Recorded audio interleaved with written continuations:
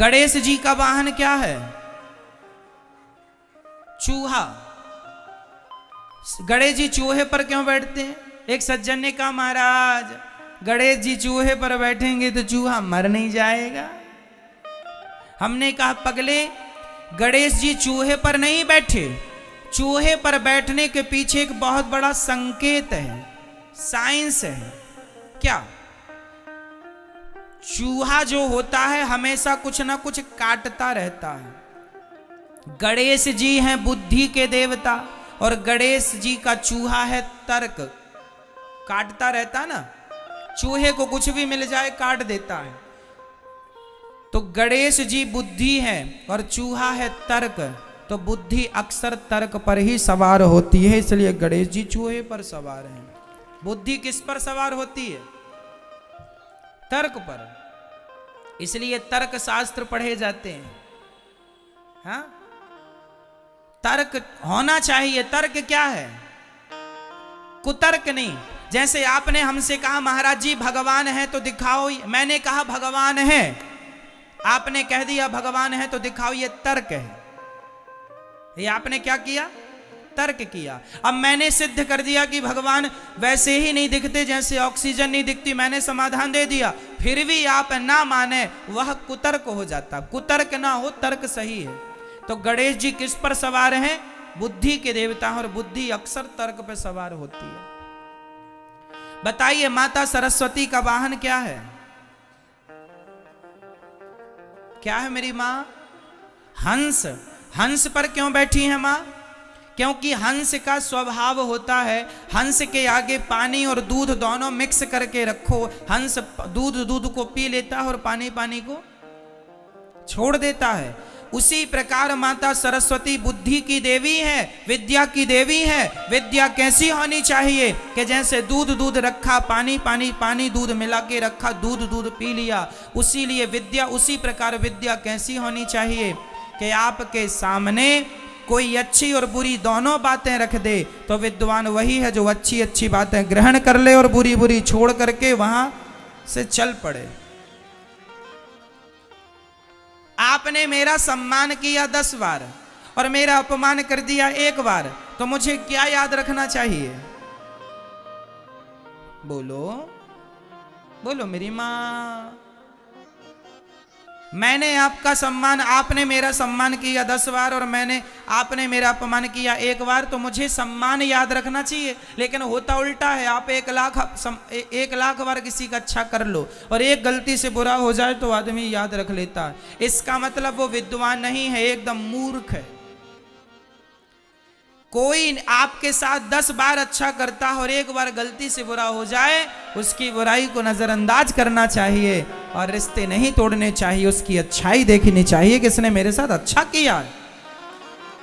ये विद्या सिखाती है कि दूध और पानी में हंस ने क्या क्या पी लिया, और पानी जीवन में लोगों की अच्छाई ग्रहण कर लो, बुराई छोड़ दो। ये सिखा रही है मां सरस्वती, बैठी हैं हंस के ऊपर, इसलिए वो हंस पर सवार हैं, ये मैसेज देने के लिए। हमारा शास्त्र, हमारे वेद पुराण, हर बात साइंटिफिक है। हर प्रश्न के उत्तर में कोई ना कोई साइंटिफिक जवाब है। साइंस हर जगह। तो शंकर जी, पार्वती मैया और शंकर जी दोनों अलग हुए, तो शंकर जी का जो तेज था वह माता पार्वती के गर्भ में जो जाना चाहिए था वो जमीन पर गिर गया। और जब माता पार्वती बाहर निकल कर आई तो वहां एक साधु खड़ा था। बोला, महाराज बड़ा भूखा हूं। माता पार्वती ने कहा, क्या खाओगे? बोले, जो आप खिलाएंगे सो खा लूंगा। माता पार्वती ने जो खाना चाहा साधु ने खिलाया। माता पार्वती से साधु ने कहा कि आपने साधु को संतुष्ट किया है भोजन खिलाकर, बताओ आपको क्या चाहिए? माता पार्वती ने कहा, मुझे पुत्र की कामना है। तो भगवान, वो कोई साधु कोई और नहीं, भगवान नारायण ही साधु बनकर आए थे। कह दिया, जाओ तथास्तु, आपको पुत्र की प्राप्ति होगी। माता पार्वती अंदर गईं तो उन्हें भगवान श्री कृष्ण ही गणेश का अवतार लेकर के माता पार्वती के आंगन में खेलने लगे। भगवान श्री नारायण जो भगवान कृष्ण हैं कृष्ण के अवतार ही श्री गणेश जी हैं। और गणेश जी को माँ जैसे यशोदा के यहाँ प्रकट भय ना राम जी, कृष्ण जी कौशल्या जी के यहाँ राम जी प्रकट भय, भय प्रकट कृपाला दीन दयाला, उसी तरह भगवान श्री कृष्ण ही माँ पार्वती के यहाँ गणेश बनकर प्रकट हो गए। फिर बाद में माता पार्वती जी ने गणेश जी को अपना दूध पिलाया और पुत्र स्नेह किया, बहुत लाड़ किया, बड़ा प्यार किया। तो गणेश जी का जन्म आज के दिन ही गणेश जी प्रकट हुए थे, इसलिए गणेश चतुर्थी मनाई जाती है।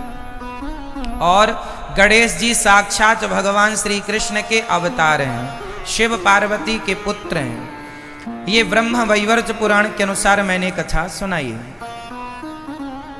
अब जो शंकर जी का तेज गिर गया, जो माता पार्वती के गर्भ में जाना चाहिए था, उस तेज को पृथ्वी पर गिरा तो पृथ्वी सहन ना कर पाई।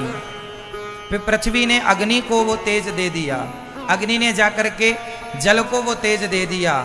और नदी में स्नान कर रही थी सप्तर्षियों की पत्नी, तो उनमें से 6 पत्नियों ने देखा कि उस तेज जल में कोई एक सुंदर सा बालक बहता हुआ जा रहा था। तो 6 ने देखा कि काश ऐसा बेटा मेरा होता। तो 6 मुख हो जाने से उनका नाम पड़ा कार्तिकेय जी। तो कार्तिकेय जी की भी कथा ऐसी ही है। तो कार्तिकेय जी को 6 माताओं ने दूध पिलाया, जिससे उनके 6 मुख हुए।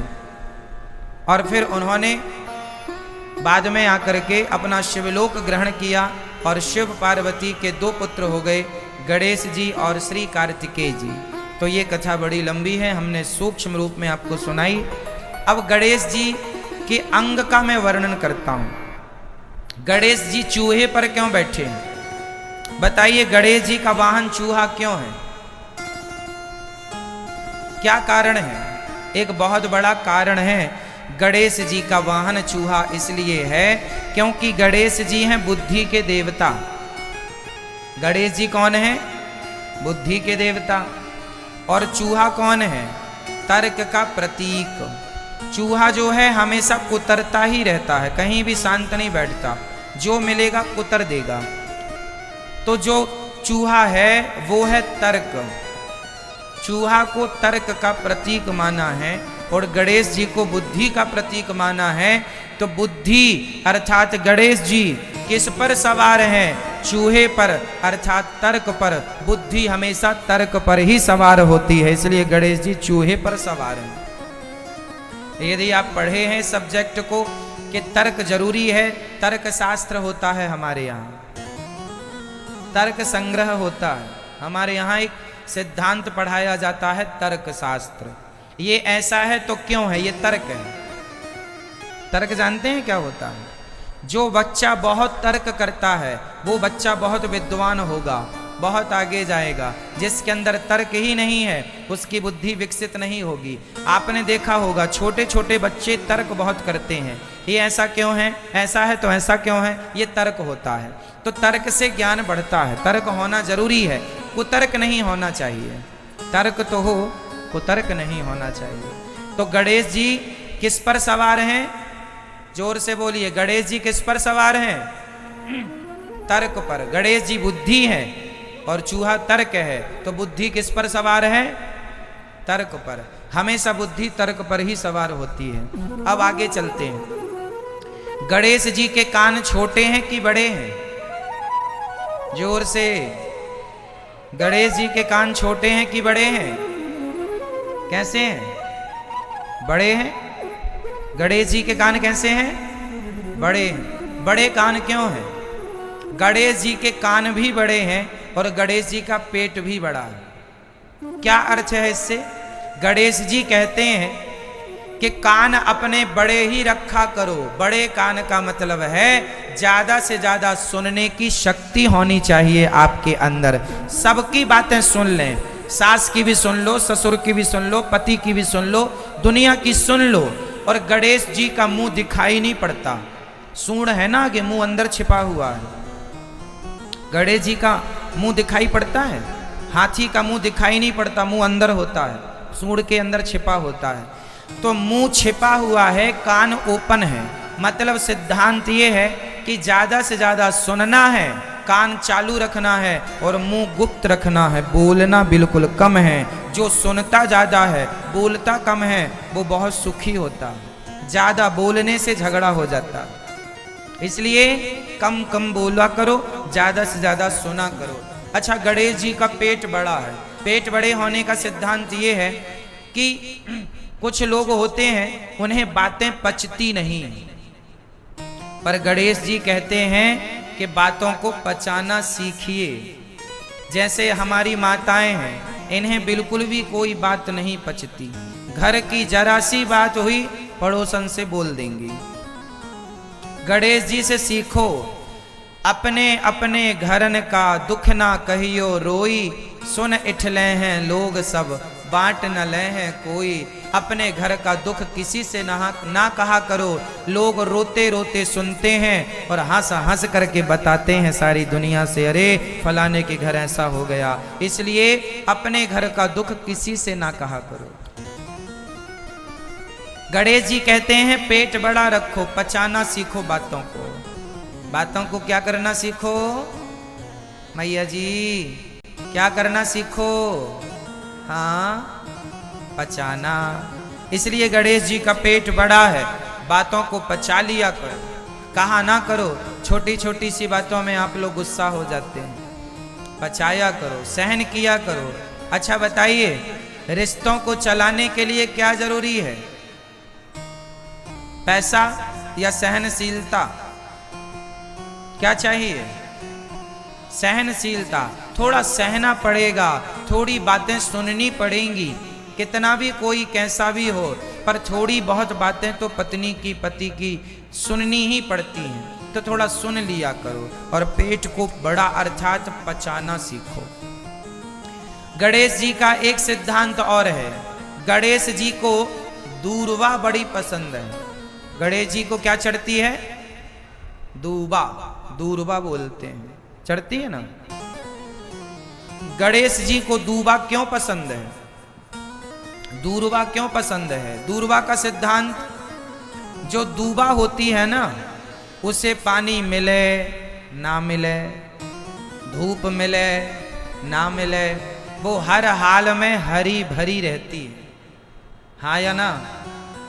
दूबा हर परिस्थिति में हरी रहती है। सही है?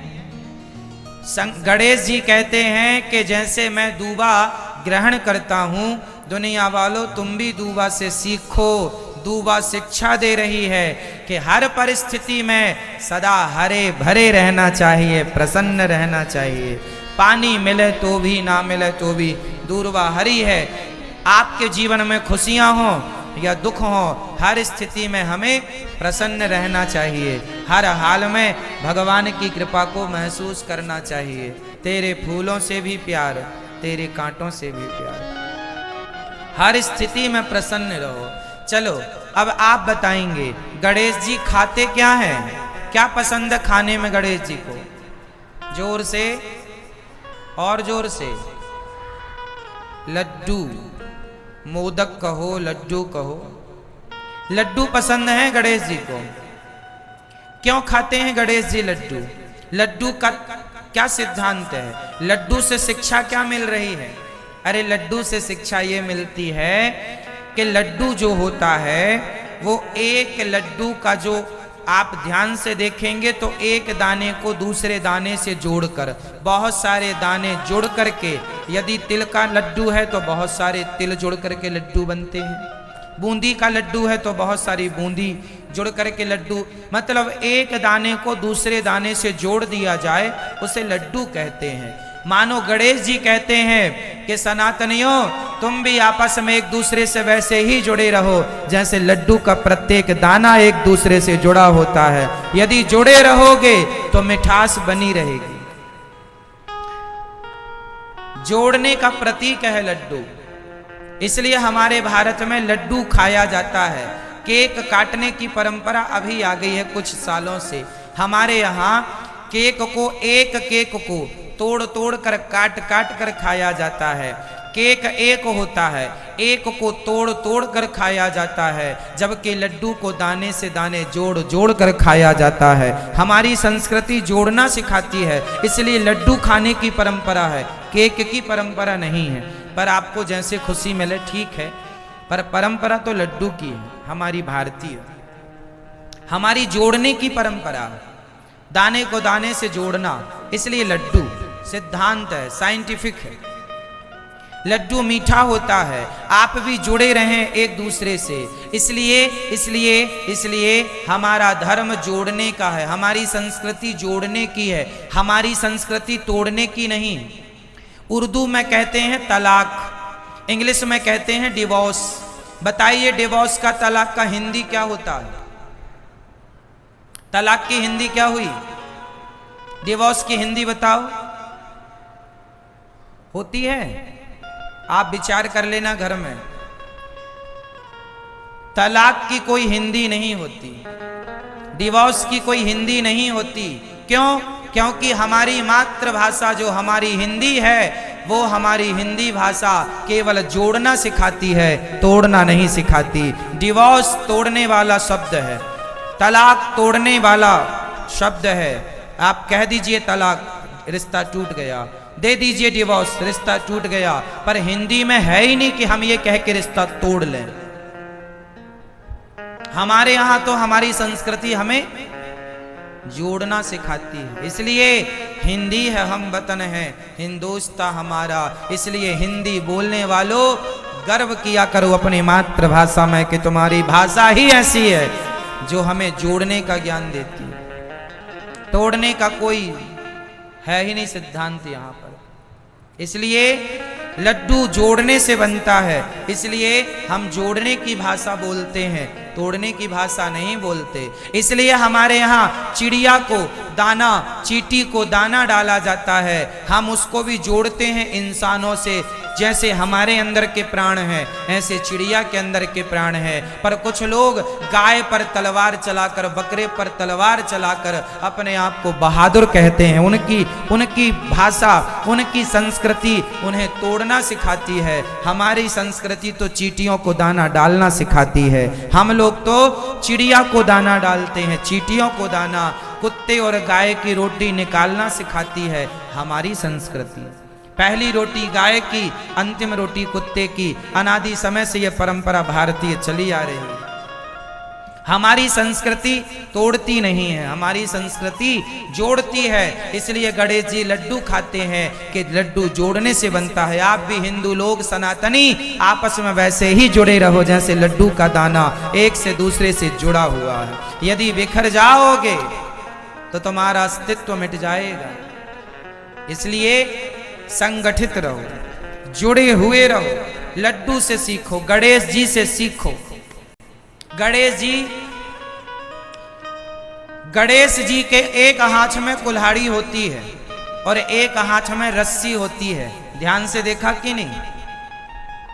गणेश जी के एक हाथ में कुल्हाड़ी होती है, हाँ या ना? नहीं देखा सो देखिएगा। गणेश जी कुल्हाड़ी लिए होते हैं। गणेश जी के हाथ की कुल्हाड़ी का इशारा क्या है?